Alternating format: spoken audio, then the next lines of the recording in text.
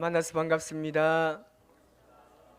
자, 한 번 더 양쪽을 바라보시면서 끝까지 사랑하겠습니다.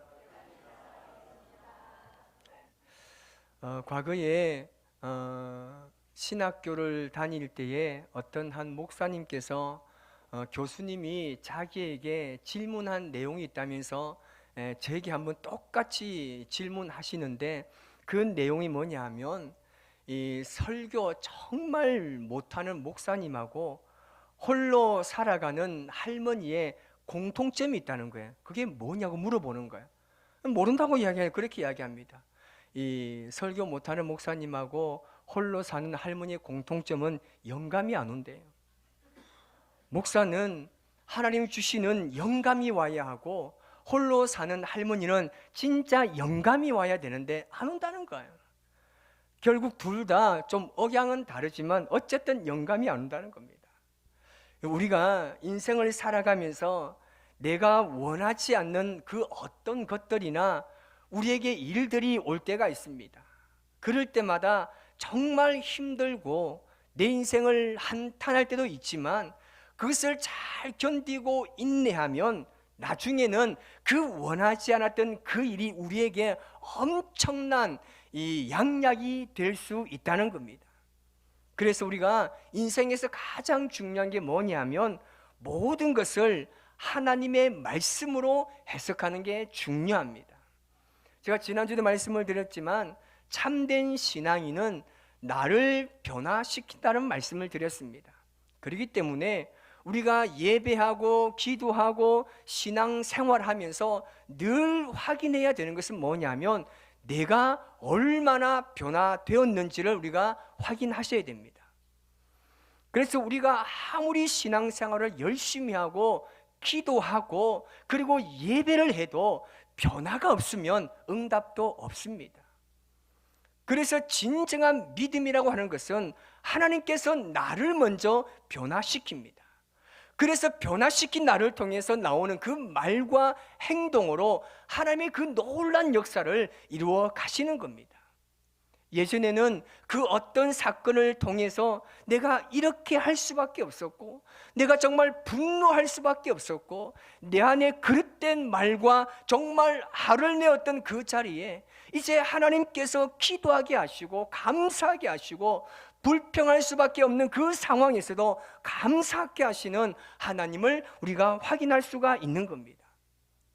그래서 가장 중요한 신앙의 확인은 뭐라고요? 나의 변화됨입니다. 변화된 우리를 통해서 하나님의 역사를 이루어 가신다는 것을 믿고, 자신을 변화된 삶을 끊임없이 갈망하시고, 그리고 그 변화를 이루기 위해서 우리가 정말 최선의 삶을 살아가야 하는 겁니다.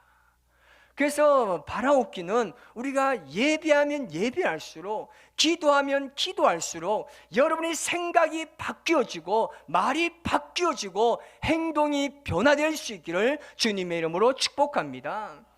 여러분의 말과 행동 속에 여러분 하나님의 말씀이 담겨 있어야 됩니다. 여러분이 하는 그 말과 그 행동 속에는 반드시 하나님의 말씀이 담겨져 있어야 하는 겁니다.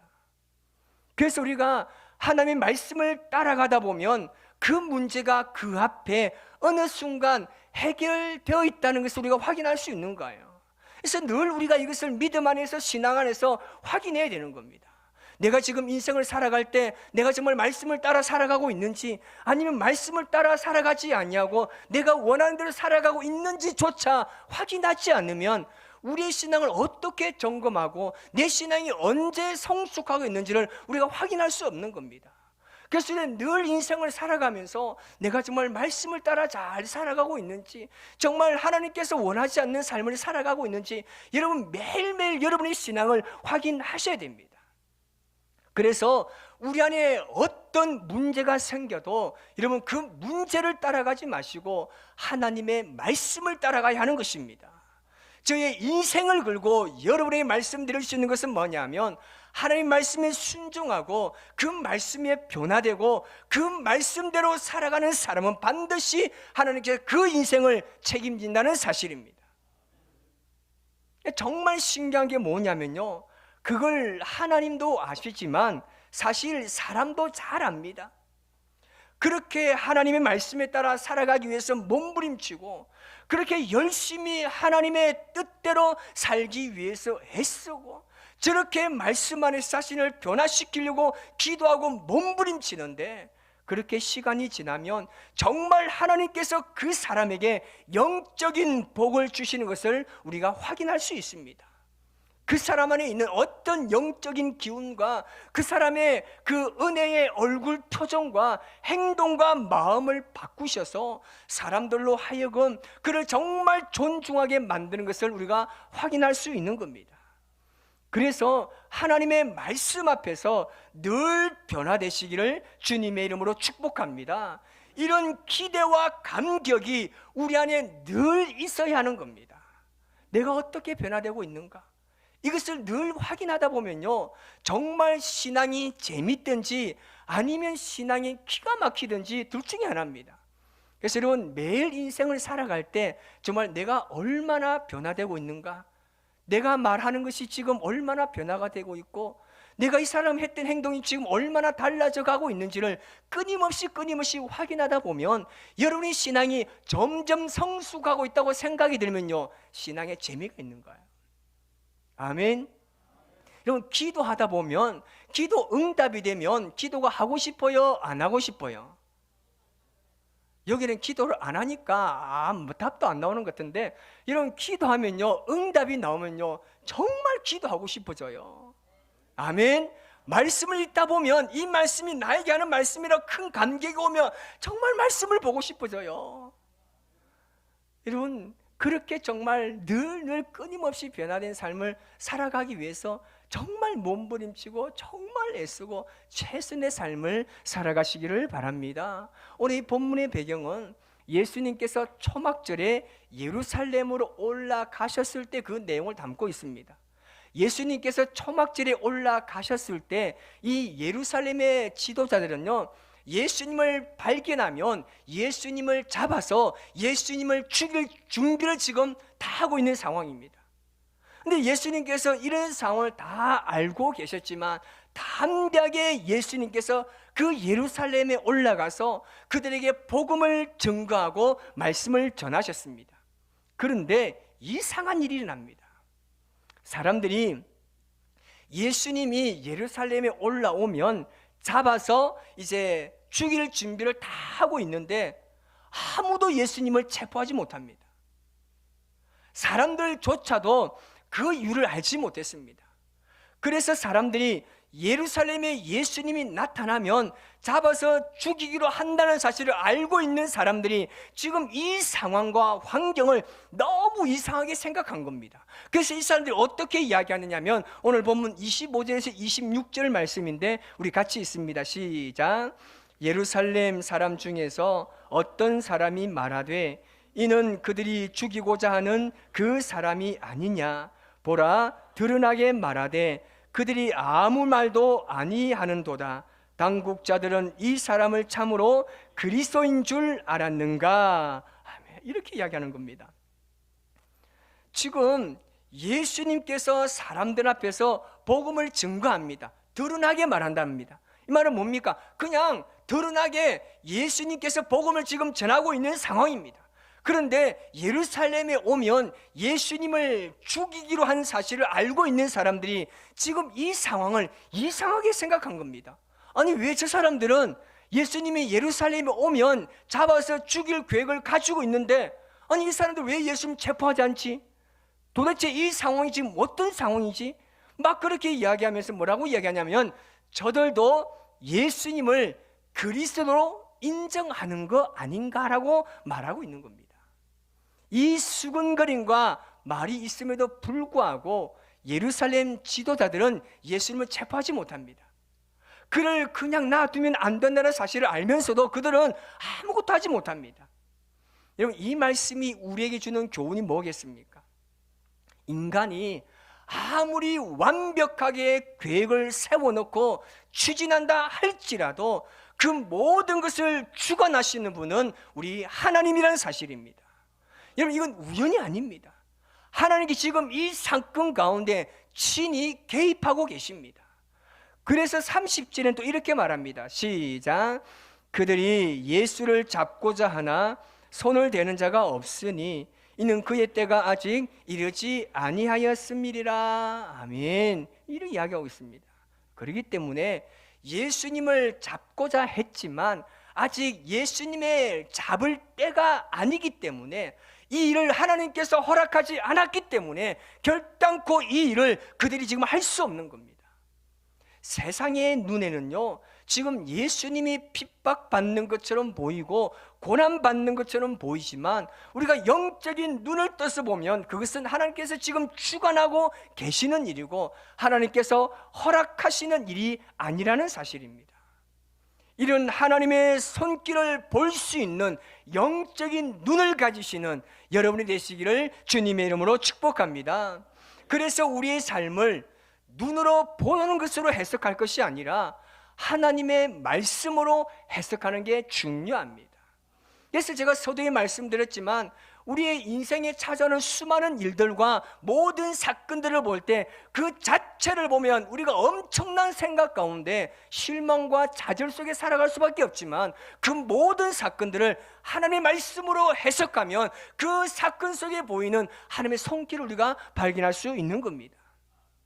우리가 하나님의 말씀으로 우리가 어떤 삶을 해석하면서 나아갈 때에 그것은 결단코 임의적인 해석이 아니에요. 하나님께서 내게 믿음을 주실 때 비로소 가능한 겁니다. 내가 그렇게 하고자 해서가 아니에요. 하나님의 말씀이, 그 말씀에 대한 믿음이 내게 주어질 때 그 말씀이 내 삶을 해석하게 되는 겁니다. 그러니까 예수님의 이러한 모습들을 보면서도 이렇게 놀란 역사가 지금 일어나고 있는 겁니다. 그들이 준비는 했지만 준비한 대로 이루어지지 않습니다. 여러분, 요즘 청년들은 MBTI라는 걸 씁니다. 우리 세대는 혈액형 보면서 우리가 A형은 소심하고 B형은 아주 이상하고 C형 없죠. 하여튼 우리가 그 혈액형 가지고 성격 테스트 했잖아요. 요즘에 MBTI라고 합니다. MBTI. 저는 제가 MBTI 뭐죠? ENFJ입니다. 그 J가 뭐냐면 계획적인 사람이거든요. 근데 우리 청년들은 저를 항상 저보고 P라고 그럽니다. P는 뭐냐면 계획적이지 않고 무조건 순간순간 일을 한다는 겁니다. 제가 어느 정도 맞다라고 생각하지만 저도 나름대로 계획합니다. 계획을 하는데 그렇게 준비하는데 하나님께서 그것을 원하지 않으면 그냥 J에서 P로 바뀌는 거예요. 아멘 좀 해라. 어쨌든 우리가 여러분 인생을 살아가면서 아무리 여러 가지 계획한다 할지라도 그것이 하나님의 타이밍이나 하나님 맞지 않으면 하나님 그 계획을 바꾸신다는 겁니다. 지금 이 사건이 그런 사건입니다. 더 나아가서는 31절에 그들이 어떻게 이야기하느냐 하면 시작. 무리 중에 많은 사람이 예수를 믿고 말하되 그리스도께서 오실지라도 그 행하실 표적이 이 사람이 행한 것보다 더 많으랴 하니. 이게 무슨 말입니까? 설사 예수님이 그리스도가 아니라 자신들이 생각하는 그리스도가 온다 할지라도 지금 우리 눈앞에 있는 이 예수님보다 더 많은 표적을 어떻게 행할 수 있느냐는 겁니다. 그러니까 지금 예수님이 이들에게 행하신 표적과 일들이 얼마나 많다는 말입니까? 그럼에도 불구하고 다른 그리스도가 온다 할지라도 예수님보다 더 많은 기적, 더 많은 이적을 행할 수 없다라고 그들이 인정함에도 불구하고 그들이 예수님을 그리스도라고 인정하지 않는 이유가 어디 있습니까? 성경에 딱 한 가지입니다. 그게 뭐냐면 성경에 나오는 메시아에 대한 예언이 이렇게 갑작스럽게 오신다고. 다시 말하면 자신들이 믿고 있는 그리스도는 어디서부터 오는지 알 수 없게 오시는 분, 그런 분들을 지금 그들은 예언됐다는 겁니다. 그런 예수님은 우리가 어디에서부터 왔는지 여러분 지금 알았다는 겁니다. 그래서 요한복음 7장 27절에 그들이 그것을 인정하면서 이렇게 이야기합니다. 시작. 그러나 우리는 이 사람이 어디서 왔는지 아노라. 그리스도께서 오실 때에는 어디서 오시는지 아는 자가 없으리라 하는지라. 여러분 무슨 말입니까? 유대인들이 믿었던 메시아는 그냥 갑작스럽게 오시는 겁니다. 어디에서부터 오는지 모르게 갑자기 나타나야 그가 진짜 메시아라는 겁니다. 여기서 나오는 그들이 믿고 있는 메시아 예언은요, 말라기에 나오는 말라기 이 선지자의 예언입니다. 어떤 예언이 있었냐면 주께서 홀련히 성전 가운데 임하실 것이라는 이 자기들만의 이 예언을 기초로 해서 유대인들이 믿고 있었다는 말입니다. 그러니까 그들이 기다린 메시아는 어떤 메시아요? 갑자기 그냥 우리가 보는 데서 하늘에서 내려오거나 지금 우리가 이렇게 예배 드릴 때 제 뒤에서 막 예수님의 형상이 쫙 나와가지고 이렇게 와야 진짜 메시아라는 겁니다. 그들에게 이러한 믿음 가운데 예수님을 볼 때는요, 예수님의 출생이 어떻습니까? 갑작스럽지 않습니다. 그들은 예수님의 부모님도 알고 예수님의 고향이 갈릴리인 것도 잘 알았습니다. 그래서 예수님께서 갈릴리 사람에서 알았기 때문에 그리스도가 오실 때는 아무도 모르게 오셔야 하는데, 자신들은 이미 예수님이 어디서 왔는지 예수님의 형제와 자매와 그 부모를 다 알고 있기 때문에 이가 절대 그리스도가 될 리가 없다라는 겁니다. 쉽게 말하면 유대인들이 생각하는 메시아, 전 인류를 구원할 그리스도에는 아무도 모르게 오셔야 되는데, 지금 우리 앞에 있는 이 예수는 그의 출생부터 청소년 시기, 그리고 그 부모와 형제를 우리가 다 알고 있기 때문에 이 사람은 선지자가 예언한 메시아가 아닐 거라는 겁니다. 여러분, 이게 맞습니까? 이들이 가지고 있는 옳다고라고 말하고 맞다라고 하는 기준이 얼마나 헛된 것인지 우리가 알 수 있습니다. 성경을 보면 이들이 말하는 예수님의 출생에 대해서 여러분 생각해 보십시오. 지금 이들이 말하고 있는 예수님의 출생을 이들이 알고 있습니까? 예수님이 태어나시기 전에 마리아에게 천사는 가버리 나타나서 그 예수 그리스도의 메시아 예언을 했던 것을 그들이 알고 있습니까? 그리고 예수님께서 베들레헴 마구간에서 어떻게 태어나실 것을 그들이 알고 있습니까? 동방 박사에게 예수가 태어난다는 소식을 들었던 이 헤롯이 예수님께서 태어난 날 그 시기를 기점으로 하여 예수님은 애국으로 피신하시고 베들레헴에 있는 그 많은 아이들이 예수님의 탄생으로 인하여 죽음을 당했던 그때 그 탄생의 비하들을 지금 이들이 알고 있습니까? 이들은 전혀 모릅니다. 단지 그들은 예수의 부모를 알고 고향을 안다는 그 한 가지로 그 예수가 메시아일 리 없다라고 단정해 버린 겁니다.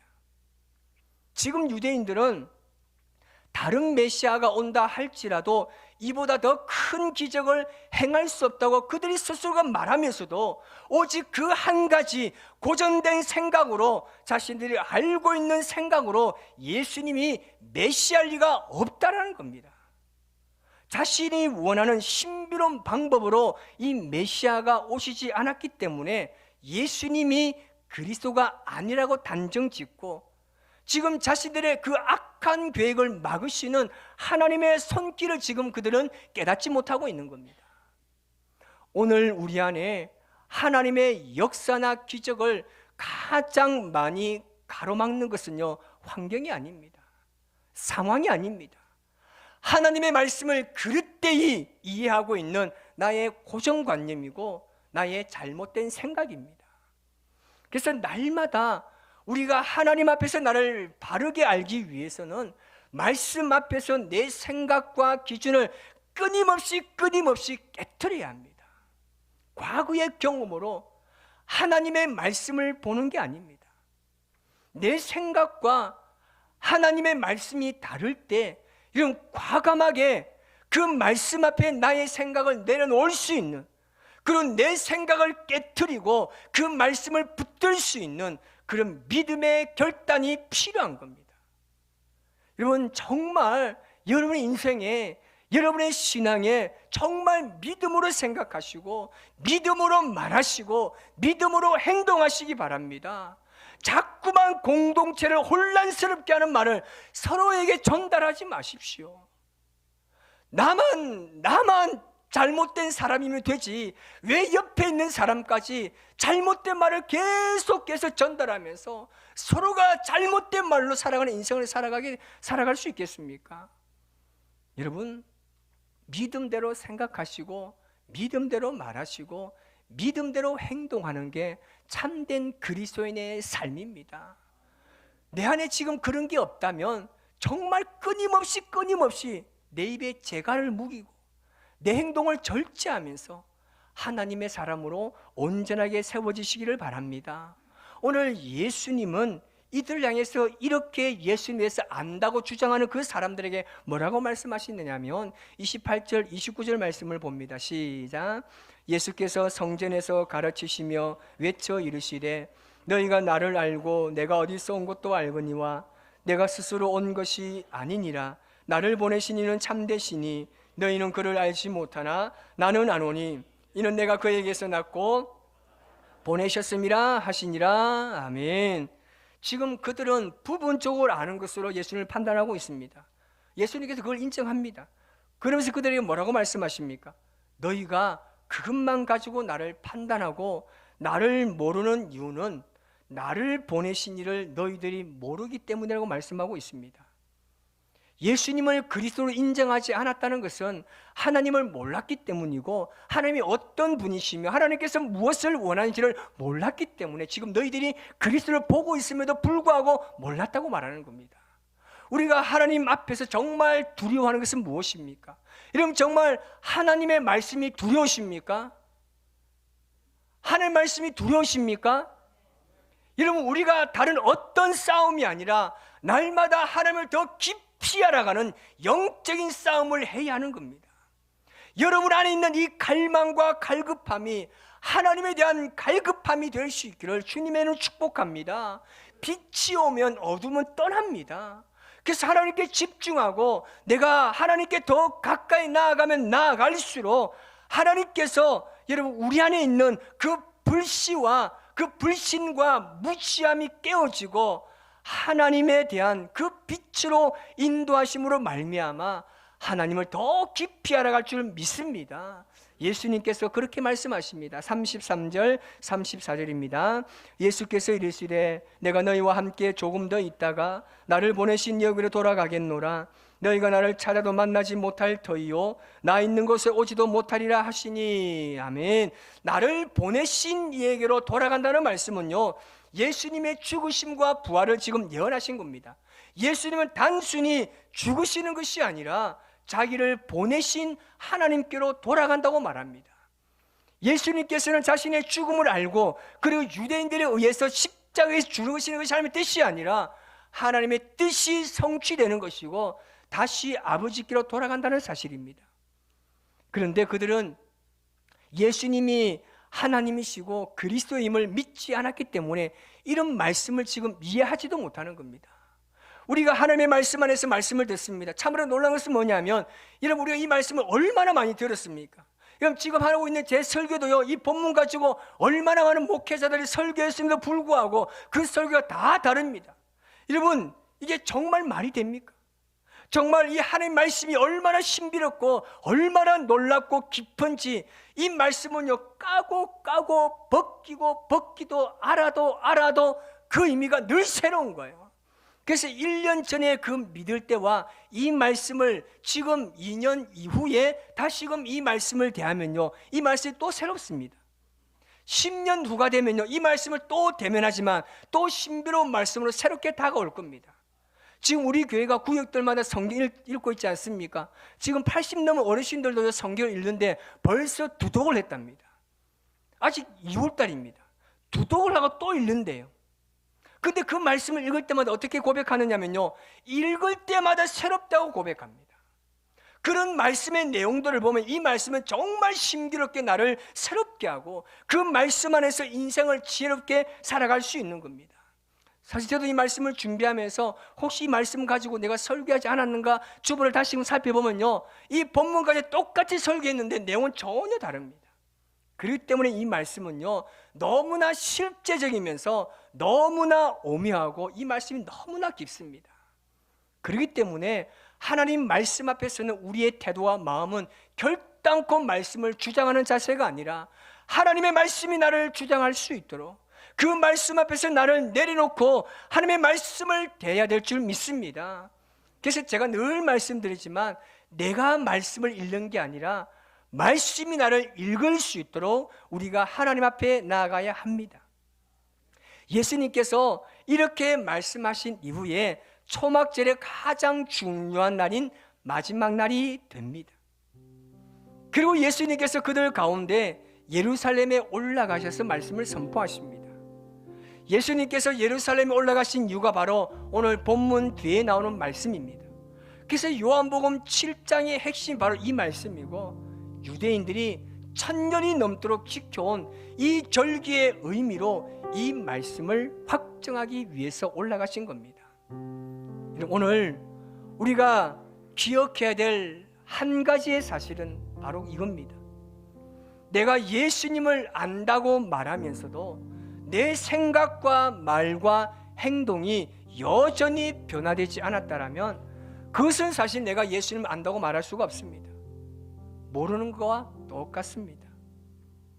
여전히 우리를 붙잡고 있는 안다라는 그 착각을 버리고 말씀 앞에 나를 내어줄 때 비로소 변화시키시는 진짜 예수님을 우리가 만나게 되는 겁니다. 내가 말씀을 읽는 지혜를 넘어서 말씀이 나를 읽는 삶이 되면요, 비로소 우리는 진짜 예수님을 아는 자로 세워져 갈 수 있는 겁니다. 하나님께서 오늘도 우리를 통해서 섭리하십니다. 그 모든 사건들을 대하시면서 분명히 하나님은 살아계시고 내 삶과 내 신앙을 끊임없이 변화시켜 가시는 그 하나님을 경험하시기를 주님의 이름으로 축복합니다. 오늘 시간 이 찬양으로 우리 주님 앞에 고백하며 나아가실 때 정말 그 하나님의 생각은 우리가 어떤 방법을 동원해서도 그것을 알 수가 없듯이 하나님 오늘도 우리를 통해서 역사하시는 그 놀라운 은혜를 오늘 우리가 경험할 수 있을 것입니다. 그 하나님의 전심으로 고백하며 나아갑시다.